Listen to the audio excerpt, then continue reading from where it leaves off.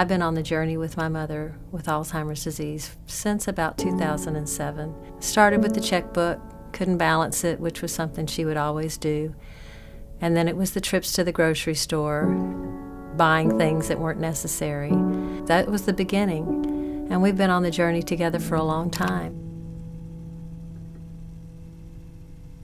When my mother was first diagnosed, I was out of town. I was in San Diego with my husband on a business trip. We were just about to walk into a big party. My phone rang, and I answered it, and it was my sister. And she said, "We have a diagnosis of late first stage Alzheimer's disease."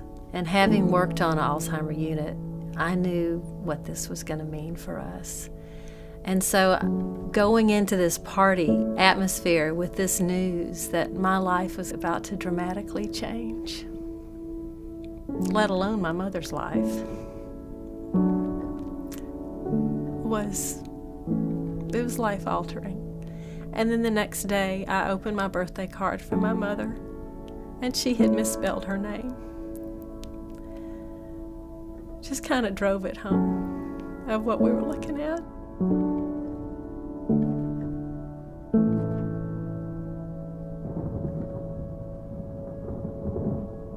The first major change we made was when we finally made the decision to move into assisted living, and that was a very traumatic experience for me, having to sort of take the reins and direct that move. And it was kind of a crisis for me. It was right the day after Christmas, so my family was greatly affected, and it was very stressful. And my mother just went along. She was in that facility for 3.5 years, and during that time, I was there every day. I promised that I would be there with her, and I've been there with her on this whole journey, and I'm still with her. And sometimes I can't get her to look at me for several hours, and then maybe I'll be singing to her, and all of a sudden she'll just look up and make eye contact and give me a big smile, and she just is there for a few minutes or just a few seconds. And we both just laugh. Mama and me.